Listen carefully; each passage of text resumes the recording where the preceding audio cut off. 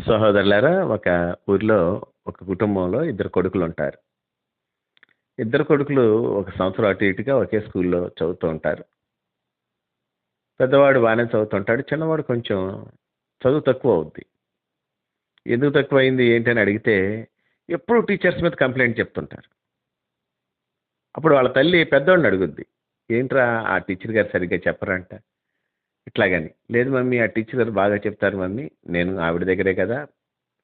చాలా బాగా చెప్తారు. ఆవిడ చెప్పబట్టే నాకు ఈ సబ్జెక్ట్ అర్థమైంది." ఇట్లా చెప్తుంటాడు. "మరి నీకేమైందిరా చిన్నోడా" అని అడిగితే, "ఆవిడ సరిగ్గా చెప్పదు. ఆవిడసలు చెప్పేది నాకు అర్థమే కాదు" అని ఈ పిల్లోడు కొంచెం. మొత్తానికి అటు తిరిగి, ఇటు తిరిగి కొన్నాళ్ళకి చాలా డల్ అయిపోతాడు స్కూల్‌లో.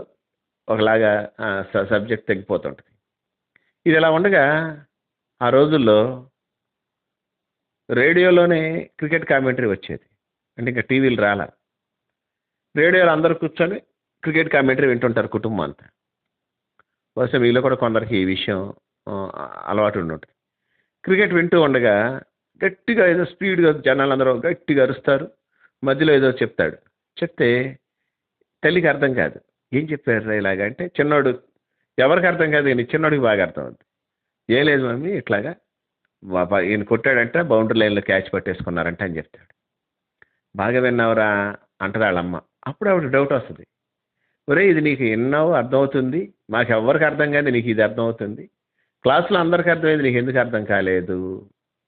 అనే దగ్గర అడిగితే, ఆ పిల్లోడి దగ్గర నుంచి ఏమీ ఆన్సర్ ఉండదు. కారణం ఏంటి అని గాని చూస్తే, వీటి మీద ఆసక్తి ఉంది. దాని మీద ఆసక్తి లేదు. చెవులు కరెక్ట్‌గానే ఉన్నాయి. మనం పెట్టేటటువంటి ఫోకస్, ఆసక్తి కరెక్ట్‌గా ఉండదు. మీరు ఆసక్తి విషయంలో మాంద్యులు కావద్దని చెప్పి, ఆసక్తిని గురించి పదే పదే మనల్ని హెచ్చరించిన మన ప్రభువు రక్షకుడైన యేసుక్రీస్తు వారి ఘననామందు తండ్రైన దేవునికి స్తుతులు, స్తోత్రాలు, వందనాలు, కృతజ్ఞతాస్తుతులు చెల్లిస్తున్నాను. ఆయన ఘనమైన నామాన్ని బట్టి భూమి మీద విస్తరిస్తూ వర్ధిల్లుచున్న మీకు కూడా క్రీస్తు వారి పుణ్యనామంలో శుభములు, వందనములు తెలియజేసుకుంటున్నాను. సహోదరులారా, స్నేహితులారా, మీరందరూ క్షేమంగా ఉన్నారు కదా!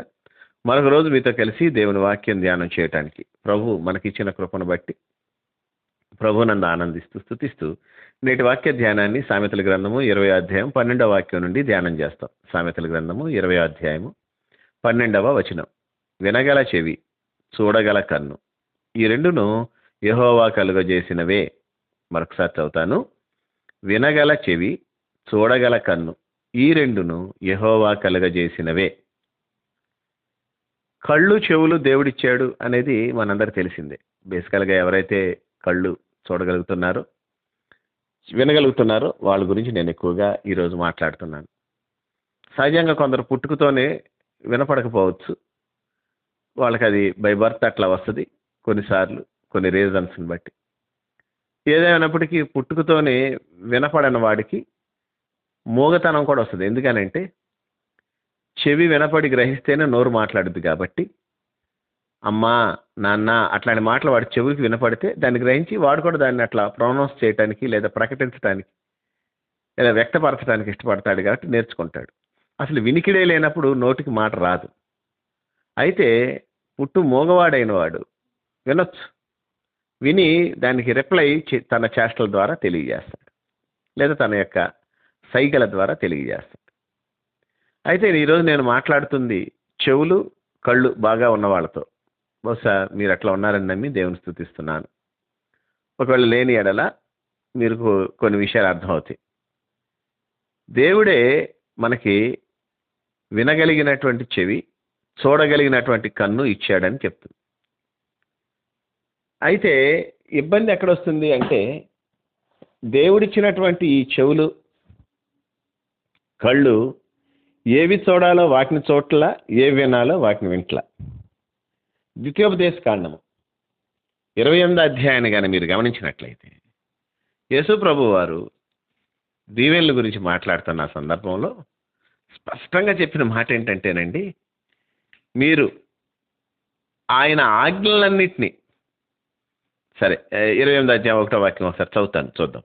నీవు నీ దేవుడైన యెహోవా మాట శ్రద్ధగా విని నేడు నేను నీకు ఆజ్ఞాపించుతున్న ఆయన ఆజ్ఞలన్నిటిని అనుసరించి నడుచుకుంటే, శ్రద్ధగా వింటే ఆజ్ఞాపించేది ఏంటో అర్థమవుద్ది.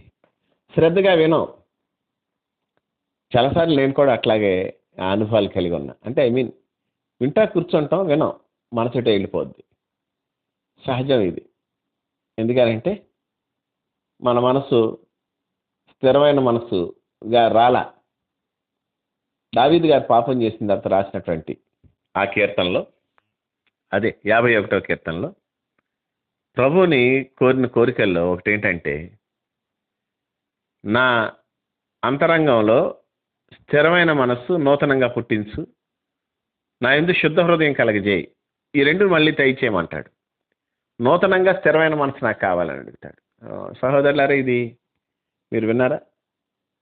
కాబట్టి మన మనసు స్థిరంగా ఉండదు. మనసు వెళ్ళిపోయినప్పుడు చెవి కూడా వెళ్ళిపోద్ది. నేను కొన్నిసార్లు మా చర్చిలో అడుగుతుంటా. ఇప్పుడు మానేసానులేండి.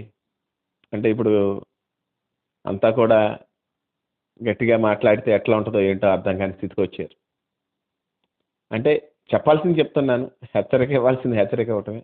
ఈ విషయంలో ఎప్పటికీ రాజీ పడలేదు. అయితే ఇదివరకు కొందరు అటు ఇటు చూస్తుండే వాళ్ళని లేపి అడిగేవాడిని, మీరు ఏం చేస్తున్నారు, ఏం చూస్తున్నారని. ఆ తీవ్రత తగ్గింది. ఇప్పుడు నేనేం చెప్పానో చెప్పండి అని ఒక్కోసారి లేపి అడిగేవాడిని. పెద్ద చిన్న అని కూడా చూసేవాడిని కాదు అప్పట్లో. ఏదేమైనప్పటికీ సహోదరులారా, మనసు వెళ్ళిపోతే అన్నీ వెళ్ళిపోతాయి ఇక్కడి నుంచి. మనసే అన్నిటికీ మూలకం, కేంద్రకం. మారు మనసు లేకపోతే మరో మనసు ఉంటుంది. మరో మనసు మారు మనసుకు భిన్నంగా ఉంటుంది. ఇది మీరు గుర్తుంచుకోండి. మళ్ళీ ఒకసారి వినండి, కావాలంటే వెనక్కి వెళ్ళి. స్నేహితులారా, దేవుడు వినగల చెవినిచ్చాడు. వినగల చెవి అనే మాట చదువుతున్నప్పుడు నాకు అర్థమవుతుంది ఏంటంటే, చెప్పింది విని చక్కగా లోపలికి తీసుకెళ్ళగలిగేటటువంటి చెవులు దేవుడు మనకి ఇచ్చాడు. మనం ఇట్లా ఇంట్లో కూర్చొనే ఉంటాం, కిచెన్లో ఏదో చప్పుడు అవుతుంది, అమ్మమ్మ పిల్లొచ్చినట్టుంది చూడండి అంట. చెవి నీకు ఎంత సిగ్నల్ ఇస్తుంది. మనం ఇట్లా చూస్తూనే ఉంటాం, కళ్ళ ఎదురుకుండా ఒకేసారి ఒక పురుగు లోపలికి వచ్చి పడిపోవద్ది, పురుగు కానీ నల్ల కానీ ఇట్లా కళ్ళు మూసుకుంటాం, బయటకు తగిలిద్ది వచ్చి. అంటే కన్ను అంత అలర్ట్గా ఉంటుంది. అంత అలర్ట్నెస్, అంత గ్రాస్పింగ్ కెపాసిటీ దేవుడు చెవికి కంటికి ఇచ్చాడు. కానీ సువార్తల్లో యేసు ప్రభు వారు మాట్లాడుతున్నప్పుడు మార్కు సువార్త 4:23లో అంటారు, వినుటకు చెవులు ఎవరికైనా ఉండిన ఎడల వాడు వినును గాక. అరే, ఆయన మాట్లాడుతున్న దానికి ఒక్కోసారి శాస్త్రులు పరిశీలిస్తూ, బోధకుడా ఇట్లా చెప్పి నువ్వు మమ్మల్ని కూడా దూషిస్తున్నావు, మమ్మల్ని కూడా ఇబ్బంది పెడుతున్నావు, నువ్వు మమ్మల్నే తిడుతున్నావు అంటారు. ఒక్కోసారి ప్రధాన యాజకులు వీళ్ళందరూ కూడా ఈ మాటలు మన గురించే చెప్పాడని ఆయన మీద పగబడతారు. అందరూ వింటున్నా ఆయన పబ్లిక్గా అంటాడు, వినుటకు చెవులు గలవానికి ఎవరికైనా ఉన్న ఎడల వాడు వినును గాక. అంటే వింటున్నారు కానీ సరిగా గ్రహించట్లేదు. చాలాసార్లు నేను చాలామందిని చూస్తుంటా. చాలా కాలం నా పర్సనల్గా ఈ వాక్యం వచ్చే ఈ గ్రూప్లో చాలా కాలం అండి అసలు వాక్యం చూడకుండా ఉంటారు. అంటే ఫస్ట్ ఆసక్తి కలిగి జాయిన్ అవుతారు. ఆ తర్వాత కొన్నాళ్ళకి వాళ్ళకి నచ్చదు, లేదు పనుల మీద పడిపోతారు, ఆసక్తి తగ్గిపోద్ది. 4-5 వాక్యాలు బాగా వినగానే పాస్టర్ గారు నన్ను కూడా జాయిన్ చేయండి అంటారు, జాయిన్ చేస్తాను.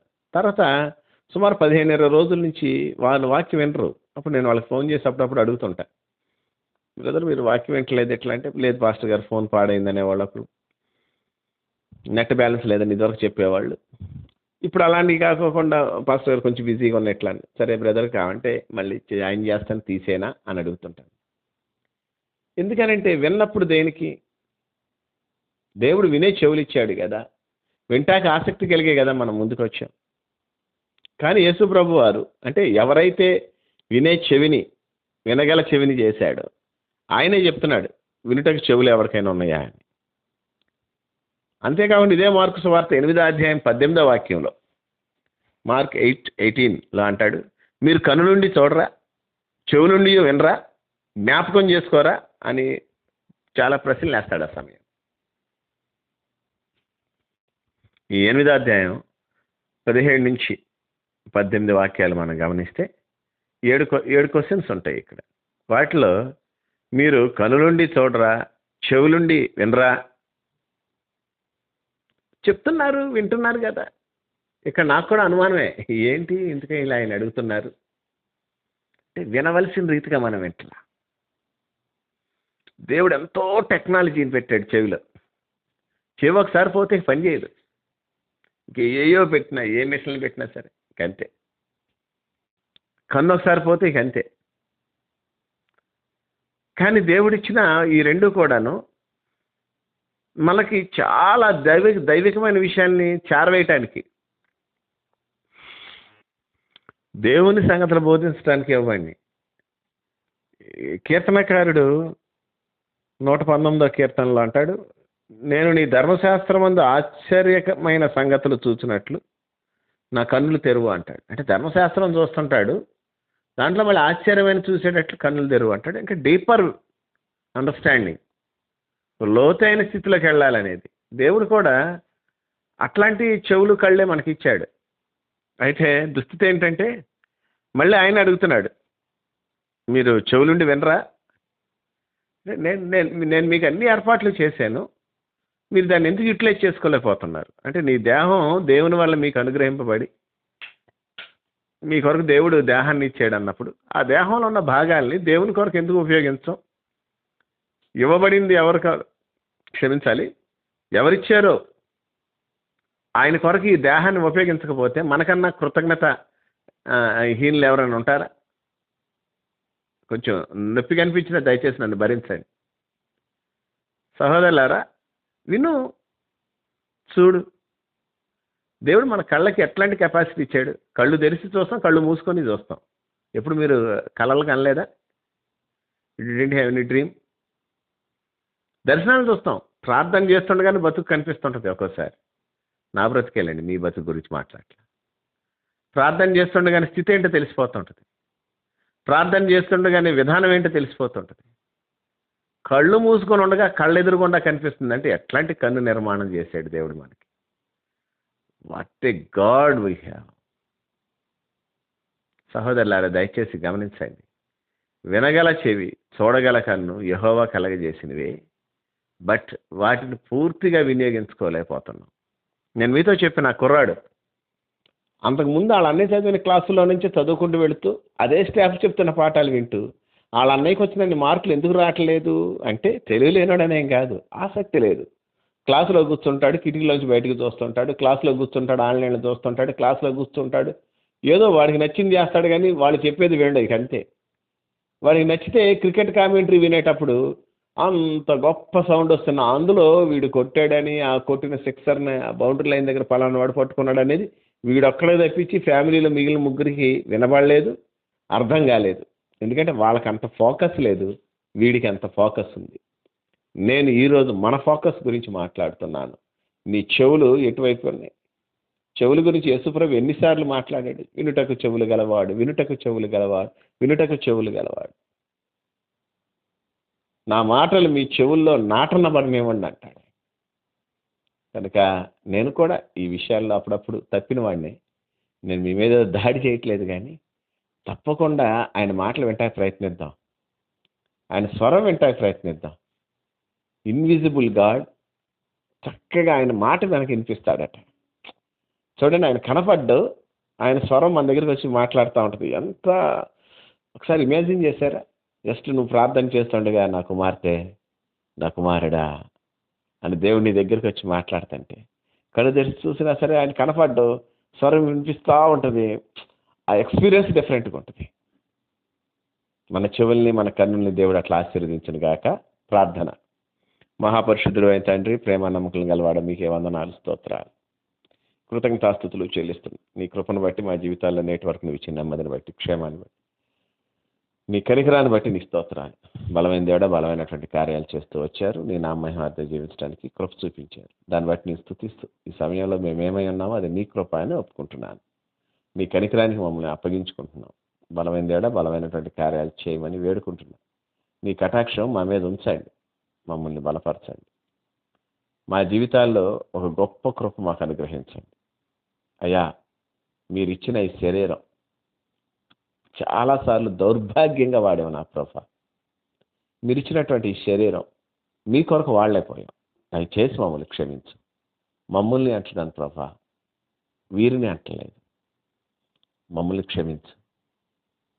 చెవులు, కళ్ళు, సర్వశరీరం సజీవ యాగంగా నీకు సమర్పించుకుంటాం మమ్మల్ని సిద్ధపరచమని, మీ కొరకు జీవించడం కృప చూపించమని, రాకడకు సమీపించే రోజుల్లో నీ రాకడ కొరకు సిద్ధపడే వారిగా మమ్మల్ని ఉంచమని, మా ప్రభువును రక్షకుడైన యేసుక్రీస్తు వారి పుణ్యనామమున ఈ ప్రార్థనా మనవులు మీకు సమర్పించుకుంటున్నాం మా పరలోకపు తండ్రి. Amen, amen, amen.